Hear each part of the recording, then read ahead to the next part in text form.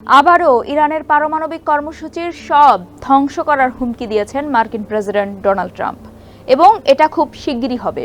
২৮ জুলাই স্কটল্যান্ডে যুক্তরাষ্ট্রের প্রধানমন্ত্রী কিয়ার স্টারমারের সঙ্গে এক সংবাদ সম্মেলনে এই হুঁশিয়ারি দেন ট্রাম্প। একই সংবাদ সম্মেলনে ট্রাম্প ইউক্রেন যুদ্ধ বন্ধে রাশিয়াকে দেওয়া ৫০ দিনের সময়সীমা কমিয়ে আনার ঘোষণাও দিয়েছেন।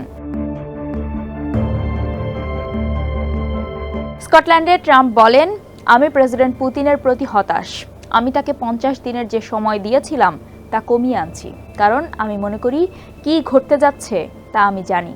যদিও তিনি নতুন সময়সীমা উল্লেখ করেননি। এ মাসের শুরুতে ট্রাম্প রাশিয়াকে যুদ্ধ থামাতে ৫০ দিনের সময়সীমা নির্ধারণ করে দিয়েছিলেন। ট্রাম্প অভিযোগ করেন, পুতিন যুক্তরাষ্ট্রের কূটনৈতিক প্রচেষ্টার পরও হামলা অব্যাহত রেখেছেন।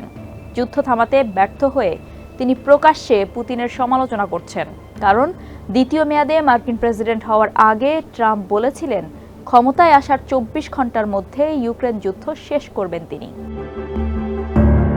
সাংবাদিকদের ট্রাম্প জানান, সেপ্টেম্বরের শুরু পর্যন্ত সমঝোতা না হলে রাশিয়া এবং তাদের রপ্তানি পণ্যের ক্রেতা দেশগুলোর উপর নতুন নিষেধাজ্ঞা আরোপ করা হবে। এ সময় ইউক্রেনের প্রেসিডেন্ট ভ্লাদিমির জেলেনস্কির প্রতিও ট্রাম্প অসন্তোষ প্রকাশ করেছেন। এছাড়া কঠোর ভাষায় পুতিনের সমালোচনা করলেও আগের ভালো সম্পর্কের কারণে ট্রাম্প প্রায়ই কড়া অবস্থান না নেওয়ার কথা বলেন।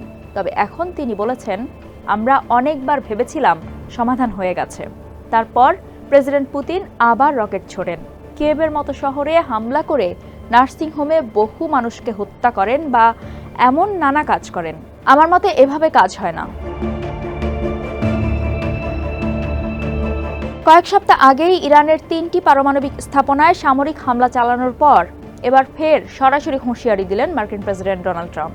স্কটল্যান্ডে ট্রাম্প বলেন, ইরান অত্যন্ত খারাপ বার্তা দিচ্ছে, খুবই খারাপ ও অশোভন বার্তা।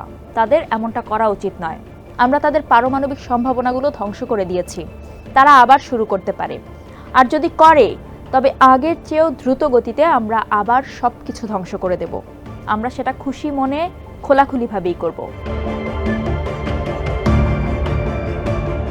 এর আগে তেহরান জানায় তারা বেসামরিক প্রয়োজনে পারমাণবিক সমৃদ্ধিকরণ কার্যক্রম চালিয়ে যাবে। ট্রাম্পের মন্তব্যের আগেই ইরানের পররাষ্ট্রমন্ত্রী আব্বাস আরাকচি এক বিবৃতিতে জানান, ইউরেনিয়াম সমৃদ্ধ করার অধিকার ইরানের রয়েছে। যুক্তরাজ্য, ফ্রান্স ও জার্মানির সঙ্গে আলোচনা শুরুর আগে তিনি এই কথা বলেন। গত সপ্তাহে অনুষ্ঠিত ওই আলোচনা ছিল যুক্তরাষ্ট্রের সামরিক হামলার পর এবং ইসরায়েলের সঙ্গে চলমান উত্তেজনা প্রশমনের পর প্রথম কোনো উচ্চ পর্যায়ের কূটনৈতিক উদ্যোগ। আলোচনাকে ইরানি কর্মকর্তারা গম্ভীর, খোলামেলা ও বিস্তারিত বলে উল্লেখ করলেও কোনো অগ্রগতির ঘোষণা আসেনি। ট্রাম্পের সবশেষ বক্তব্যের প্রতিক্রিয়ায় আব্বাস আরাকচি বলেন, ইরান কখনোই হুমকি ও ভীতির ভাষার জবাব দেবে না। তিনি আবারও জোর দিয়ে বলেন, চিকিৎসা ও বেসামরিক প্রয়োজনেই ইউরেনিয়াম সমৃদ্ধ করা ইরানের প্রয়োজন। ইরান যদি আবারও আক্রমণের শিকার হয় তাহলে আরও কঠোরভাবে প্রতিক্রিয়া জানাতে পিছপা হব না। এছাড়া গত সপ্তাহে আল জাজিরাকে দেওয়া এক সাক্ষাৎকারে ইরানের প্রেসিডেন্ট মাসুদ পেজেশকিয়ান বলেন, ইরান তার পরমাণু কর্মসূচি ত্যাগ করবে না, তবে আলোচনা চালিয়ে যেতে প্রস্তুত হয়েছে। তিনি আরও বলেন, ইসরায়েলের সঙ্গে ১২ দিনের যুদ্ধ শেষে কার্যকর হওয়া যুদ্ধবিরতি কতটা স্থায়ী হবে সে বিষয়ে তিনি খুব একটা আশাবাদী নন। ট্রাম্প অভিযোগ করেছেন, গাজায় চলমান যুদ্ধ থামাতে সাম্প্রতিক শান্তি আলোচনা ভেস্তে যাওয়ার পেছনে ইরানের হাত রয়েছে। তিনি দাবি করেছেন, দোহায় অনুষ্ঠিত ওই আলোচনায় ইরান হস্তক্ষেপ করেছে। আলোচনায় অংশ নিয়েছিল যুক্তরাষ্ট্র ও ইসরায়েল। তবে গত সপ্তাহে দুই পক্ষই তা থেকে সরে আসে। ট্রাম্প বলেন, আমার মনে হয় ওরা এই আলোচনায় জড়িয়েছে। ওরা হামাসকে কিছু ইঙ্গিত ও নির্দেশনা দিয়েছে। তবে তিনি এ বিষয়ে আর কোনো বিস্তারিত তথ্য দেননি।